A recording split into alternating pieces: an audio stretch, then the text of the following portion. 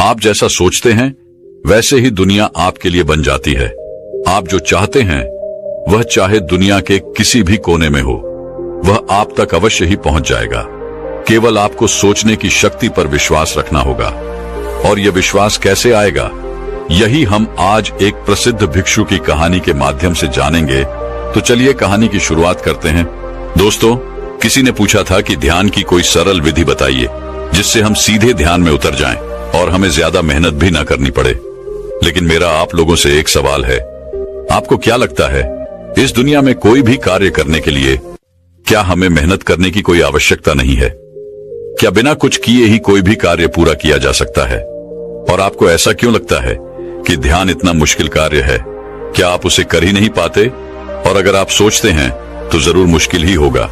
इसीलिए तो आप इसको करने के लिए, ध्यान में उतरने के लिए आसान विद्या ढूंढते रहते हैं, जिसमें आपको कुछ करना भी ना पड़े और सब कुछ स्वयं आराम से हो जाए। लेकिन ऐसा नहीं होता, कुछ तो आपको करना ही पड़ेगा। बिना कुछ करे तो कुछ नहीं होता।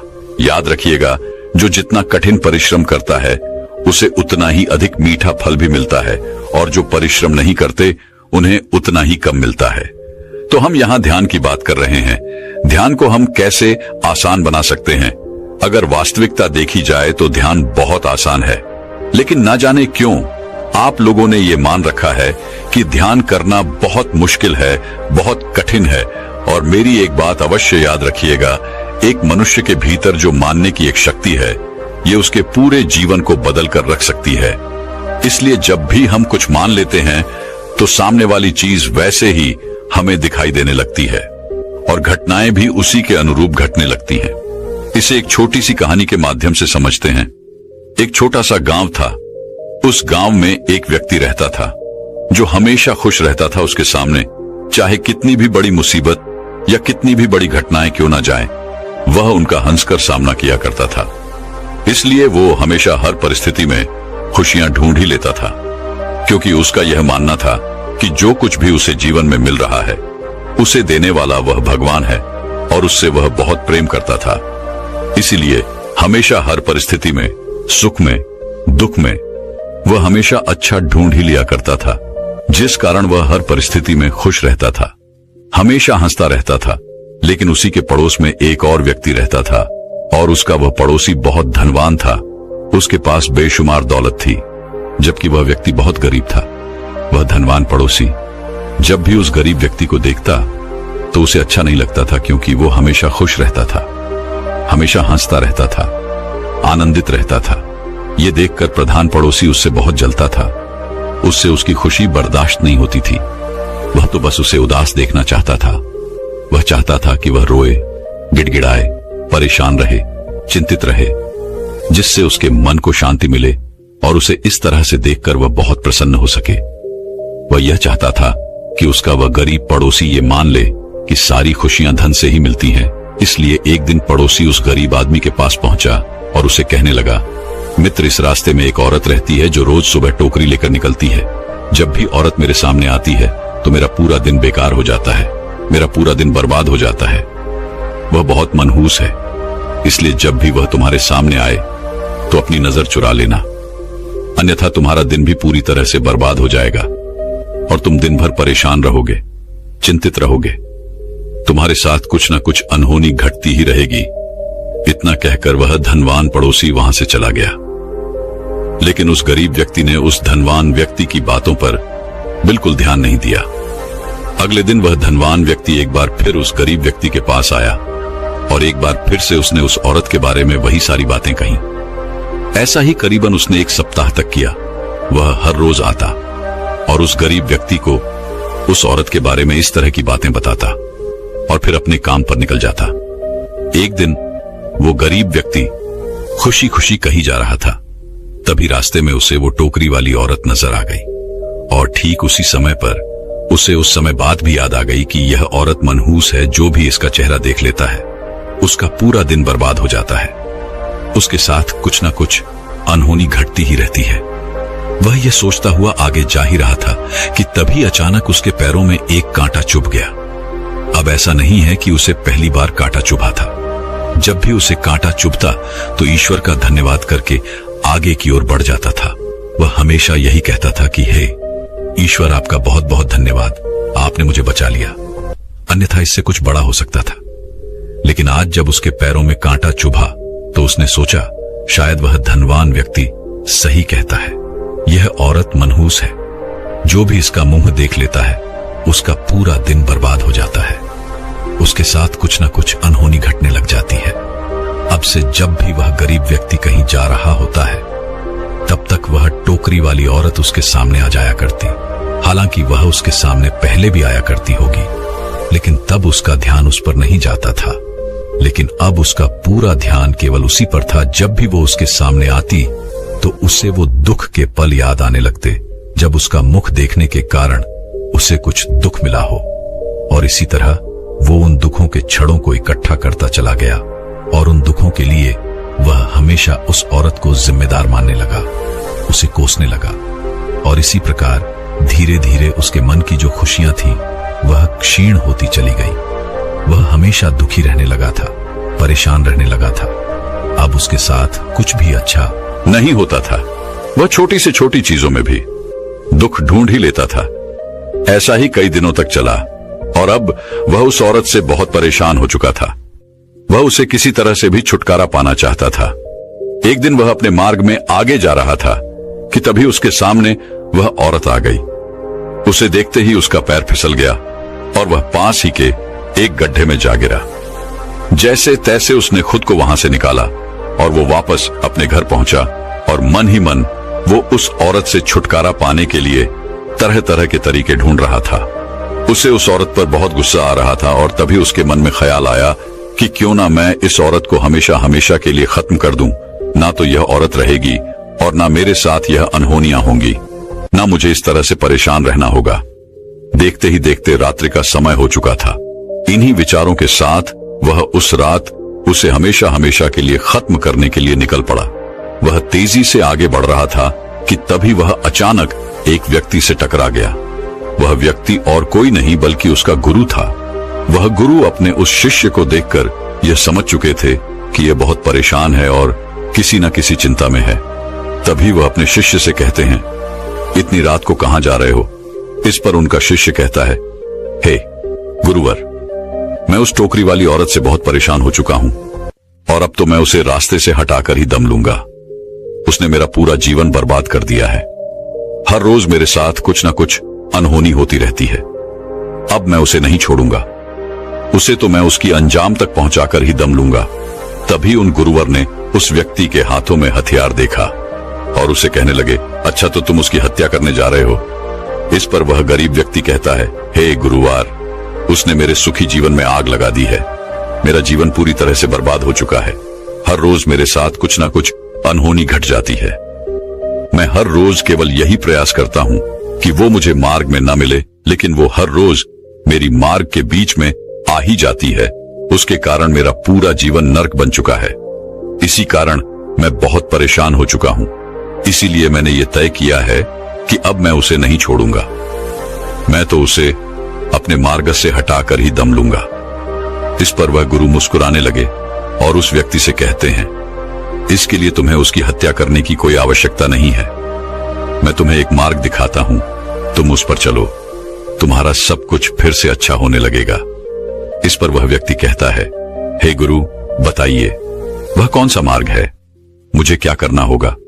तभी वह गुरुवर कहते हैं, इसी मार्ग पर एक और औरत रहती है और मैंने उसके बारे में बहुत कुछ सुना है। मैंने यह भी सुना है कि जो कोई भी उसकी शक्ल देख लेता है उसका पूरा दिन बहुत अच्छा बीतता है, उसके साथ सब कुछ अच्छा होता है। वह बहुत भाग्यशाली है। जो भी उसके दर्शन कर लेता है उसके जीवन में आने वाले दुख आधे हो जाते हैं। इसलिए जब भी तुम इस मार्ग से निकला करो तो उस औरत के दर्शन अवश्य किया करो। तुम्हारे जीवन के सारे दुख देखते ही देखते खत्म हो जाएंगे। इतना कहकर वह गुरु अपने मार्ग में आगे की ओर बढ़ चले। उस व्यक्ति को अपने गुरु की बात पर पूरा यकीन था, इसलिए वो वापस अपने घर की ओर लौट गया। अब से जब भी वह किसी कार्य के लिए उस मार्ग से होकर गुजरता था तो वह उस औरत के दर्शन अवश्य करता था। और उसने अब यह भी मान लिया था कि उस औरत के दर्शन के कारण ही उसके जीवन में जो भयंकर दुख आने वाले थे वह कम होने लगे हैं और वह पहले से अच्छा महसूस करने लगा था।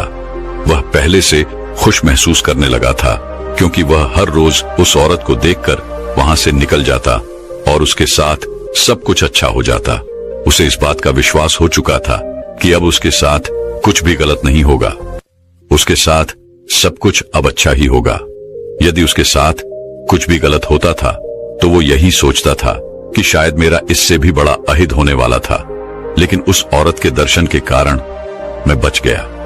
हालांकि इसके बारे में उस औरत को कुछ नहीं पता था कि उसके दर्शन के कारण कौन सुख पा रहा है और कौन दुख पा रहा है। तो दोस्तों, हम यहां पर बात कर रहे थे मान लेने की। ध्यान में मान लेना एक बहुत बड़ी भूमिका निभाता है।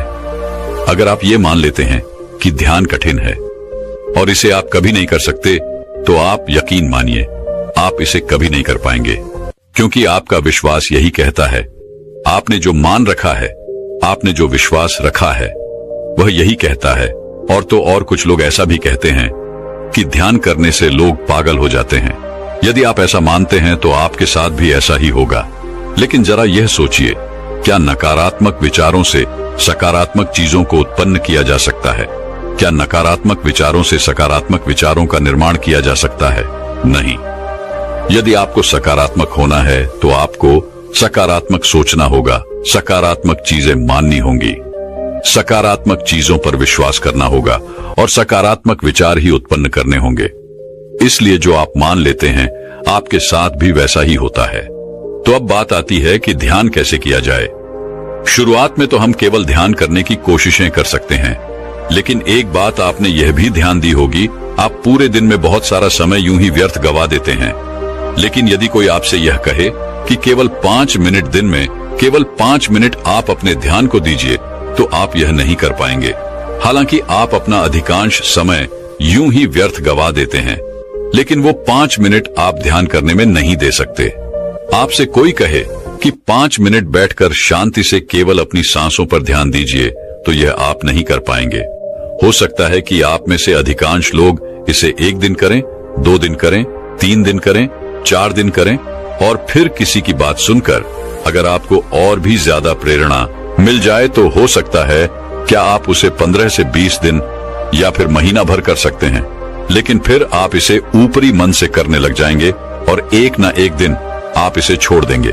लेकिन आपने यह नहीं सोचा कि जहां पर आप अपना समय यूं ही वेस्ट कर देते हैं, वहां पर केवल दिन में 5 मिनट निकालना क्या इतना मुश्किल है? जरा सोचिए, क्या इससे सरल और इससे आसान कुछ हो सकता है? हाँ, शुरुआत में हम ध्यान का अभ्यास जरूर करेंगे, शुरुआत में हम ध्यान करने का प्रयास जरूर करेंगे, लेकिन ध्यान नहीं लग पाएगा।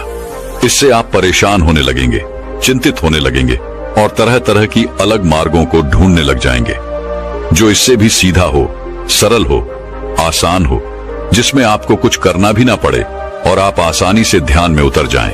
और कुछ लोग जो धैर्य बनाकर रखेंगे और ध्यान की कोशिश अर्थात ध्यान का अभ्यास निरंतर करते रहेंगे, वह एक ना एक दिन ध्यान में जरूर और उतरते जाएंगे और देखते ही देखते यह ध्यान संपूर्ण हो जाएगा। और जब आप एक बार उस ध्यान में उतर जाएंगे, तब आप अपने जीवन को देख सकेंगे, उसकी वास्तविकता को जान सकेंगे, अपने आप को पहचान सकेंगे। तब आपकी सोच और समझ का विस्तार होने लगेगा। महात्मा बुद्ध भी इसी तरह से ध्यान किया करते थे। वह केवल अपनी सांसों पर ध्यान लगाया करते थे, क्योंकि सांस ही एक ऐसी चीज है जो आपके साथ हमेशा रहती है। जब तक आपका यह शरीर है, तब तक आपकी सांसें भी हैं और तभी तक ध्यान संभव है। बिना सांसों के या बिना शरीर के ध्यान नहीं किया जा सकता। सांस रूपी या एक ऐसा यंत्र है जो आपको मिला हुआ है, जिस पर आप कभी भी, कहीं भी, किसी भी अवस्था में ध्यान केंद्रित कर सकते हैं। बाकी ऐसी कोई चीज नहीं जिसे हर जगह, हर समय अपने साथ आप लेकर चल सकते हो और वह आपको इस भौतिक जगत से आपके आंतरिक जगत तक जोड़ती हो। क्या आपने कभी एक पल के लिए सोचा है कि आपको दिन भर में कितनी सांसें आती है और कितनी सांसें जाती हैं?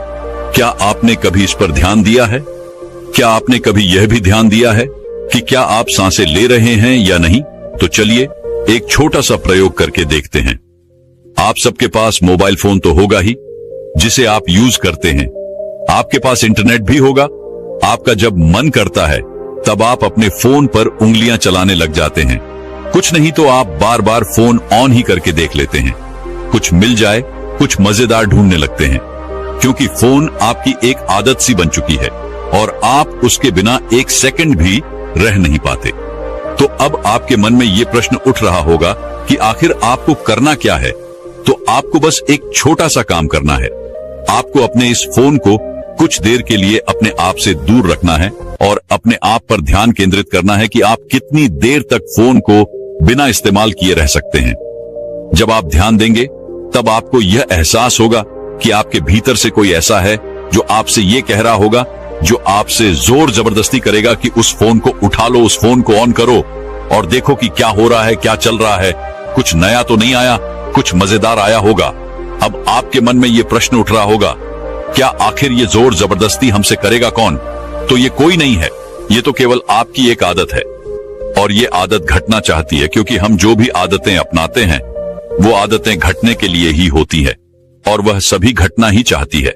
वह आपके द्वारा बाहर की ओर कार्य करना चाहती है। और अगर यह एक आदत है जो आप पर हावी हो रही है तो आंखें बंद करना और ध्यान देना कि आप में यह आदत कहां से आई है और आपके भीतर यह कहां समाई हुई है। क्या आप इसे जान सकते हो? क्या आप इसे पहचान सकते हो? क्या आप इस पर नियंत्रण पा सकते हो? अगर हां तो कैसे? और यह केवल एक आदत नहीं है, ऐसी कई सारी आदतें हमारे भीतर यूं ही छुपी हुई है जो हमारे द्वारा बाहर के कार्य करना चाहती है, अर्थात घटना चाहती है। और इन्हीं आदतों के कारण हमारा निर्माण होता है। यही आदतें हमारा निर्माण कर रही हैं और वो भी बिना हमारी अनुमति के। क्या आपने इस बारे में कभी सोचा था? ऐसे ही जीवन की छोटी छोटी बातों में आप ध्यान को केंद्रित कर सकते हैं, उसमें अपने आप को ढूंढ सकते हैं, समझ सकते हैं, पहचान सकते हैं, उनकी वास्तविकता और सत्यता को देख सकते हैं। हो सकता है यह प्रयोग आप में से कई लोगों को समझ में आया हो और ना भी समझ में आया हो। यदि आपको समझ में आया तो आप मुझे कमेंट में जरूर बताइएगा, और यदि आपको यह प्रयोग नहीं समझ में आया तो भी आप मुझे कमेंट में बता सकते हैं। कर्तव्यनिष्ठ इंसान बनने के लिए केवल एक ही विचार को बार बार सोचकर कैसे सफलता प्राप्त की जा सकती है, इसी विषय पर हम अगली कहानी आपको सुनाएंगे। तो चलिए कहानी की शुरुआत करते हैं। दोस्तों, पूरे राजमहल में पायल की झंकार गूंज रही थी। मंत्री, सेनापति और अन्य सभी सभासद नशे में पूरी तरह से डूबे हुए थे। यहां तक कि सम्राट भी पूरी तरह से मदहोश हो चुके थे। भोग विलास का यह दृश्य देखकर गुरुवर को बहुत तकलीफ हुई। उनके सीने में मानो एक खंजर सा गड़ गया। वह यह सोचने लगे, क्या यह वही राजा है जिसे एक महान नायक बनाने के लिए मैंने सालों तक उसे प्रशिक्षण दिया था? और आज यह सब क्या हो रहा है? गुरुवर राजा को सम्राट की गद्दी पर बैठाकर वन में स्थित अपने आश्रम चले गए थे, और जब उन्हें राजा के इस व्यवहार के बारे में पता चला, उन्हें राजा के द्वारा किए गए इन कर्मों के बारे में पता चला, तो वह शीघ्र ही राजमहल आ पहुंचे। और राजमहल में यह दृश्य देखकर वह खुद को रोक न सके। उन्होंने एक गहरी सांस ली और कठोर आवाज में चिल्लाते हुए कहा, बंद करो ये सब। उन गुरुवर की इस कठोर आवाज को सुनते ही वहां पर उपस्थित सभी लोग एक पल के लिए मौन से हो गए, मानो उन गुरुवर की आवाज ने सभा के नशे को पूरी तरह से चीर कर रख दिया। संगीत थम गया और उन गुरुवर की आवाज को सुनकर वह सम्राट चौंक गया। किसी तरह से उसने होश संभाला और उठ खड़ा हुआ। उसने उन गुरुवर को प्रणाम किया। इस पर वह गुरुवर क्रोधित होते हुए सम्राट से कहते हैं, सम्राट, जीत पर सोओगे तो हार में उठोगे। कर्म ही मनुष्य का धर्म है और जो यह नहीं करता वह कमजोर और नकारा हो जाता है। इस पर वह सम्राट जवाब देते हुए उनको वर से कहता है गुरुवर, क्षमा कीजिएगा, परंतु जब से मैं सम्राट बना हूं तब से मैंने केवल राज्य ही संभाला है। मैं राज्य को संभालने में इतना व्यस्त हूं कि मैंने अपने ऊपर तनिक भी ध्यान नहीं दिया है। और ऐसा सम्राट होने का भला क्या फायदा, जहां हमें हर दिन केवल कठपुतली की तरह काम ही करता रहा। कठपुतली की तरह मैं नचाया जाता रहा हूं। ना तो मैं अपनी इच्छा से उड़ सकता हूं और ना ही अपनी इच्छा से बैठ सकता हूं, और ना ही मैं अपनी इच्छा से कहीं बाहर जा सकता हूं। जहां तक कि मेरा विवाह भी आपके लिए एक राजनीति ही थी। जब से मैं सम्राट बना हूं तब से मैं एक पल के लिए भी चैन से सो नहीं पाया हूं। और ऐसी अवस्था में यदि मैंने थोड़ा सा सुख पाने के लिए समारोह आयोजन कर लिया, थोड़ा सा भोग विलास कर लिया, तो इसमें क्या बुरा हो गया? यदि मैं एक सम्राट होकर भी सुख न भोगूं तो भला मेरी इस सफलता का क्या फायदा। अगर सफल होने के बाद भी मुझे उसी प्रकार संघर्ष करते रहना है जिस प्रकार मैं पहले कर रहा था, तो भला मेरी ऐसी विजय का क्या लाभ। इस पर वह गुरु मुस्कुराए और उन्होंने राजा से कहा, सम्राट, तुम सफलता और भोग विलास को एक चीज समझ बैठे हो, तुम विजय और आराम को एक चीज समझ रहे हो। अगर तुम्हारे जैसा ज्ञानी सम्राट, तुम्हारे जैसा ज्ञानी महाराजा अगर ऐसी भूल कर सकता है तो इसमें मेरी ही गलती है। अगर तुम जैसे सम्राट को इतना गंभीर भ्रम हो सकता है तो इसे मुझे विस्तार में तुम्हें समझाना ही चाहिए। आगे गुरुवर उस भरी राज्य सभा में राजा से कहते हैं, सम्राट, सबसे पहले तुम मेरी यह बात समझो कि संघर्ष से ही शक्ति प्रकट होती है। यदि विषय सरल बना दिया जाए तो कोई भी विद्यार्थी उसमें अपना मस्तिष्क नहीं खपाएगा, अर्थात वह अपना दिमाग कभी नहीं लगाएगा और उसका दिमाग कभी तीव्रता से काम करना सीख ही नहीं पाएगा। और यदि कभी आपत्ति ना आए तो सिपाही भी साहस नहीं जगा सकेगा। ठीक उसी प्रकार अगर जीवन में संघर्ष ना हो तो हम मनुष्य के भीतर की वह आंतरिक शक्ति कभी नहीं जागती। इसीलिए सफलता का असली मतलब होता है संघर्ष करते रहना, चुनौतियों को स्वीकार करना और संघर्ष करके खुद को और बेहतर बनाते जाना, शक्तिशाली होते जाना। इसीलिए संघर्ष का मतलब दुख नहीं बल्कि आत्मा की प्रगति होती है। उन गुरुवर के यह शब्द सम्राट के हृदय को भेद रहे थे। सम्राट ने उन गुरुवर की सारी बातें ध्यानपूर्वक सुनी और राज्यसभा में मानो एक सन्नाटा छा गया। तभी वह सम्राट दोनों हाथ जोड़कर उन गुरुवर से कहता है गुरुवर, मुझे क्षमा करें, परंतु मैं ये जानना चाहता हूं, यदि मैं भोग विलास ना करूं, यदि मैं समारोह का आयोजन ना करूं, तो मेरे इस मन को सुख कैसे मिलेगा? मेरा यह मन भला कैसे शांत हो पाएगा? मेरे मन को चैन कैसे मिलेगा? इस पर गुरुवर उस सम्राट के इस बात का जवाब देते हुए कहते हैं, है राजन, अगर तुम्हारी प्रजा भूखी है तो क्या तुम कभी चैन की नींद सो सकोगे? अगर यह बात जानते हुए भी तुम चैन की नींद सो जाते हो तो तुम सम्राट कहलाने के लायक नहीं हो। और यदि तुम एक सच्चे सम्राट हो तो यह बात तुम्हें कभी सोने नहीं देगी। यह बात तुम्हारे मन को कचोड़ती रहेगी और तुम्हारे मन को कभी चैन नहीं मिलेगा। फिर चाहे तुम कितना भी भोग विलास क्यों न कर लो, फिर चाहे तुम कितना भी ऐशो आराम का जीवन क्यों न जी लो, फिर चाहे तुम कितने भी समारोह का आयोजन क्यों ना कर लो, लेकिन यह संगीत का नाच गाना तुम्हें कभी चैन से नहीं रहने देगा। इसलिए है राजन, पूरी निष्ठा से कर्तव्य का पालन करो, क्योंकि एक राजा के लिए उसकी प्रजा ही सब कुछ होती है। अपने प्रजा की सेवा में जुट जाओ। अपना कर्तव्य पूरा करने के लिए दिन रात संघर्ष करो। संघर्ष से ही तुम्हारी आत्मा की शक्ति जागृत होगी। आत्मा की शक्ति से ही तुम मन को साथ पाओगे, मन को नियंत्रित कर पाओगे। और एक बार यदि तुम मन पर नियंत्रण साथ लोगे तो तुम गहरे आनंद का अनुभव कर पाओगे, जो इस तुच्छ शारीरिक सुख से कहीं ज्यादा अधिक गहरा है। और केवल तभी तुम्हें यह भी नजर आने लगेगा कि जिस संघर्ष को तुम कष्ट समझ रहे थे वह तो उन्नति की सीढ़ियां हैं, जिसे चढ़कर ही तुम उन्नति पा सकते हो। और यही सीढ़ियां चढ़कर तुम अपनी आत्मा को और प्रबल भी बना सकते हो। इसलिए है राजन, सफलता का असली मतलब सुख नहीं बल्कि कर्तव्य पालन और निष्ठा है।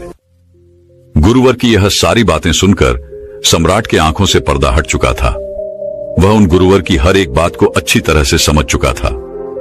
सम्राट पहले से ही बहुत ज्ञानी था, बस वह रास्ता भटक चुका था। उसके बाद से सम्राट ने अपना पूरा जीवन केवल अपनी प्रजा की देखरेख में लगा दिया।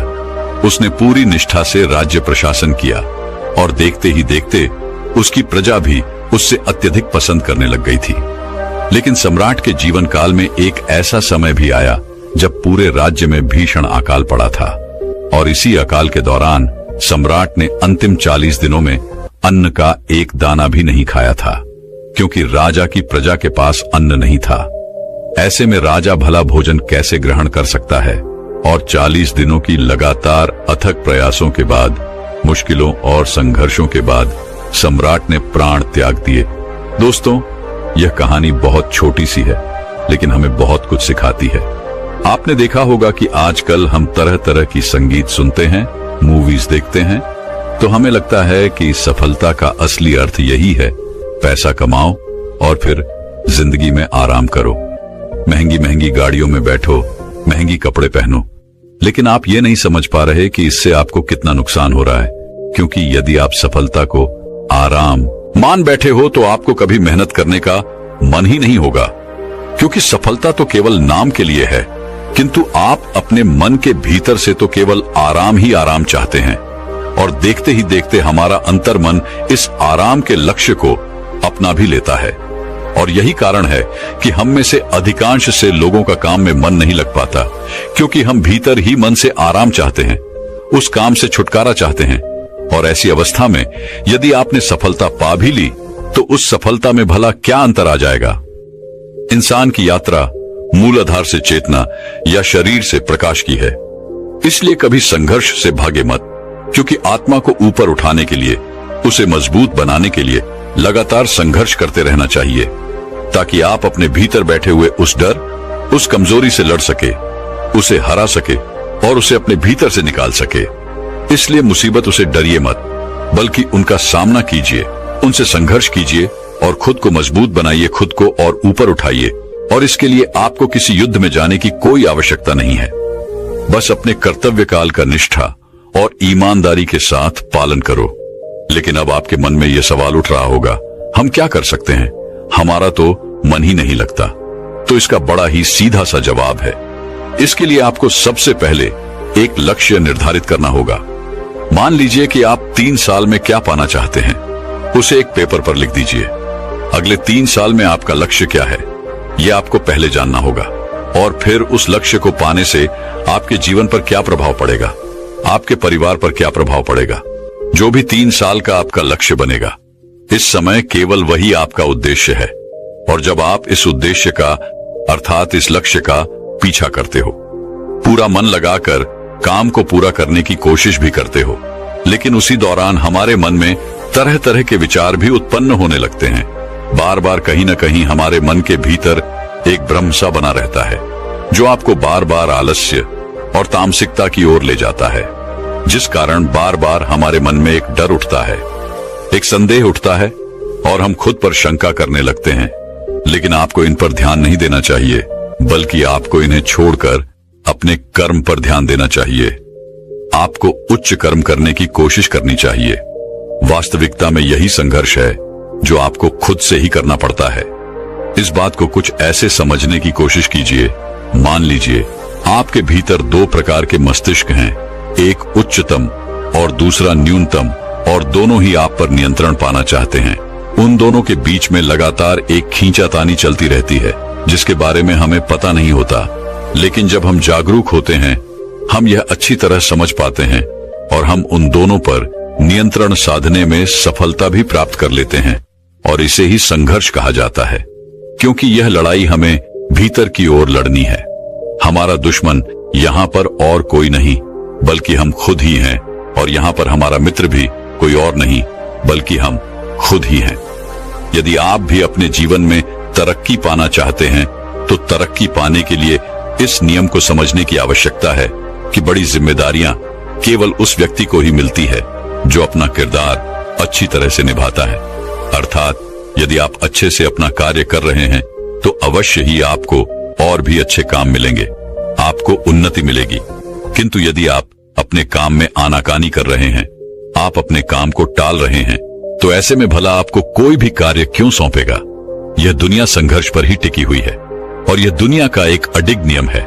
इसलिए सफलता का असली मतलब संघर्ष खत्म हो जाना नहीं है, बल्कि संघर्ष का सामना करते हुए समझदारी से निडर होकर और शक्तिशाली बनते जाना है। जीतना ही सफलता है।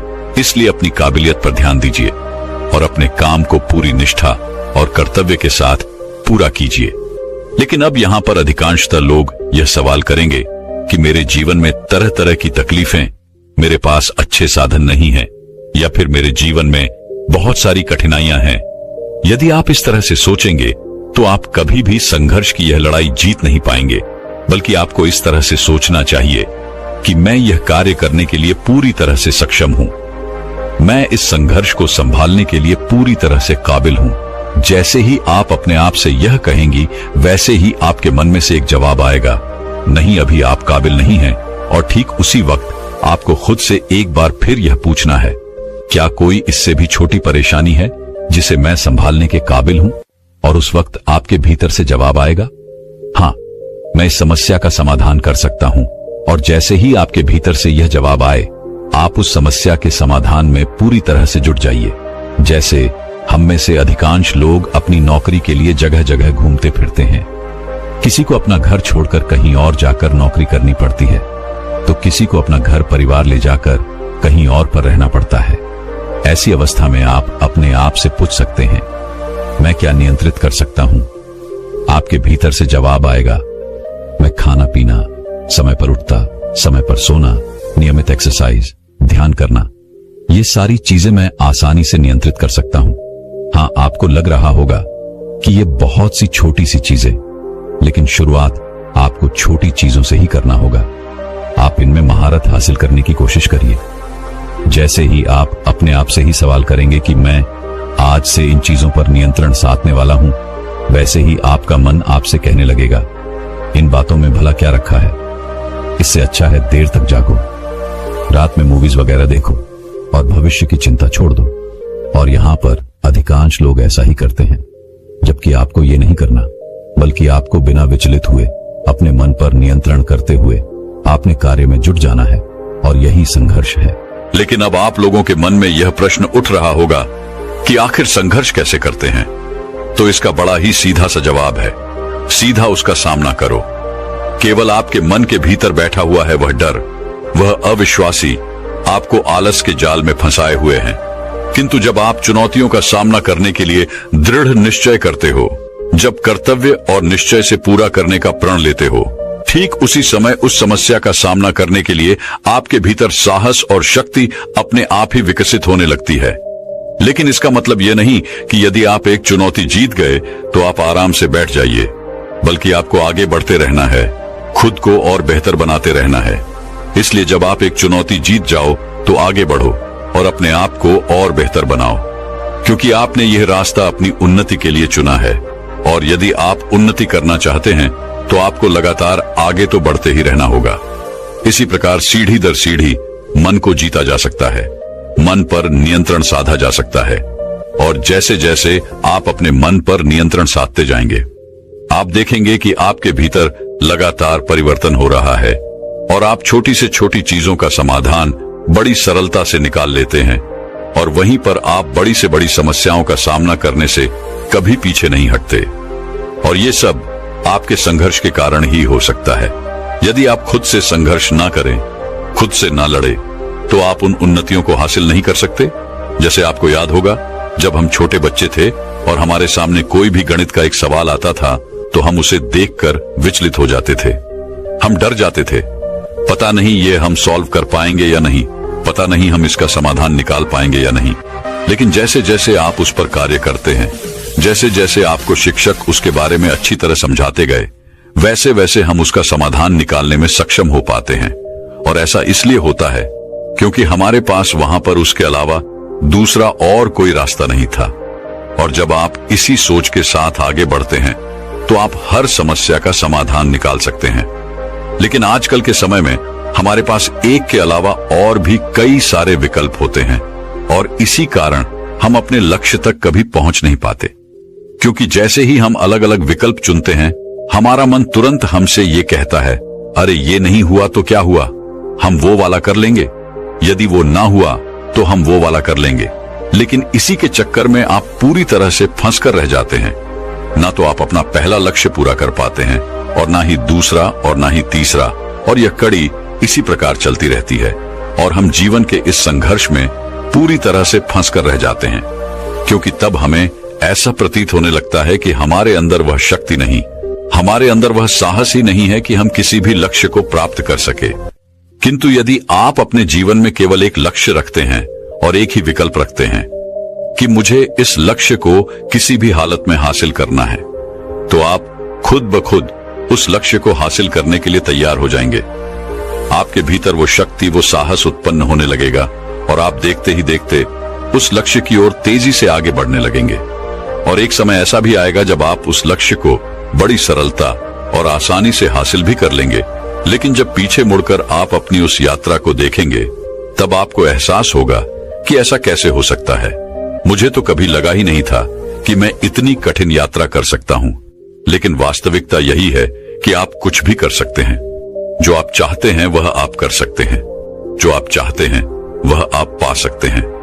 दोस्तों, मैं उम्मीद करता हूं कि यह कहानी सुनने से आपके जीवन में अच्छे बदलाव आए होंगे। आपको इस वीडियो से क्या सीखने मिला ये कमेंट करके जरूर बताइए, और अपने परिवार, दोस्तों या आपके करीबी इंसान के साथ ये कहानी शेयर करके उन्हें भी इस ज्ञान से परिचित करवाए। बाकी अगर आपको ये वीडियो दिल से अच्छी लगी हो तभी इस वीडियो को लाइक कर देना, और आपने अब तक इस चैनल को सब्सक्राइब न किया हो तो चैनल को सब्सक्राइब भी जरूर कर देना। आपका हर दिन शुभ हो और खुशियों से आपका जीवन भरा रहे। धन्यवाद। नमो बुद्धाय।